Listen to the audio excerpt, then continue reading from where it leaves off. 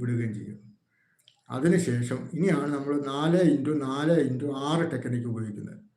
അതായത് നമ്മൾ ശ്വാസം അറിഞ്ഞുകൊണ്ട് തന്നെ മുകളിലോട്ട് വലിക്കണം.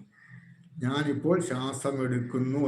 അപ്പോൾ ആ വലിക്കുമ്പോൾ 4 സെക്കൻഡ് കൊണ്ട് എങ്കിലും വലിക്കണം. അതായത് ഒറ്റയടിക്ക് ഇങ്ങനെ അങ്ങനെയല്ല വലിക്കേണ്ടത്. നമ്മളെ സാവധാനത്തിൽ 4 സെക്കൻഡ് എങ്കിലും എടുത്ത് മുകളിലോട്ട് വലിക്കുകയും ആ സമയത്ത് നമ്മൾ ആ മുകളിലോട്ട് നമ്മൾ ശ്വാസം എടുക്കുന്ന കാര്യം ശ്വാസം മുകളിലൂടെ നമ്മുടെ മൂക്കിലൂടെ കയറുന്നതിൻ്റെ ആ മണമോ ഇല്ലെങ്കിൽ അതിൻ്റെ ചൂടോ അതിൻ്റെ അനുഭവമോ അനുഭവിച്ചുകൊണ്ട്, അതാണ് മൈൻഡ്ഫുൾനെസ്, അനുഭവിച്ചുകൊണ്ട് മുകളിലോട്ട് എടുക്കുക.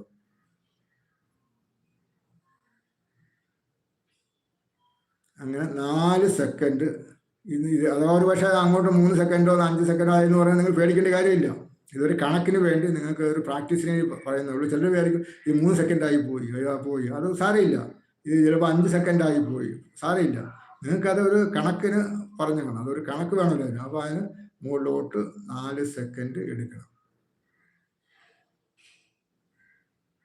എന്നിട്ട് 4 സെക്കൻഡ് അത് പിടിച്ചു വെക്കണം. എന്ന് പറഞ്ഞാൽ ശ്വാസം വിടാതെ 4 സെക്കൻഡ് പിടിച്ചു വെക്കണം.